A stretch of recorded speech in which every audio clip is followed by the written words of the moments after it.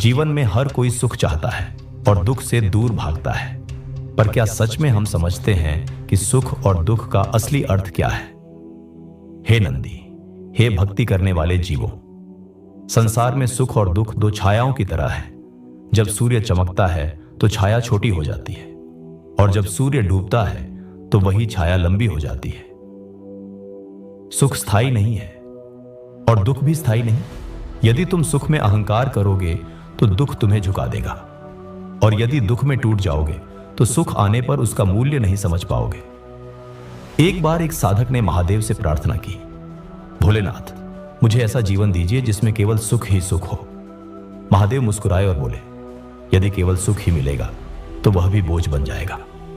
साधक ने आश्चर्य से पूछा, कैसे प्रभु? महादेव बोले, कल्पना करो, यदि दिन ही दिन हो और रात कभी ना आए तो क्या तुम शांति पा सकोगे? जैसे रात दिन को सुंदर बनाती है, वैसे ही दुख सुख का मूल्य समझाता है। महादेव, सुख और दुख दोनों मेरे ही रूप हैं। जिसे तुम सुख कहते हो वह तुम्हारे मन को मीठा अनुभव कराता है, और जिसे तुम दुख कहते हो वह तुम्हारे आत्मा को मजबूत करता है। इसलिए जो भी परिस्थिति आए उसे प्रसाद मानकर स्वीकार करो। जब तक तुम सुख दुख के बंधन से ऊपर नहीं उठते तब तक सच्ची शांति नहीं पा सकते।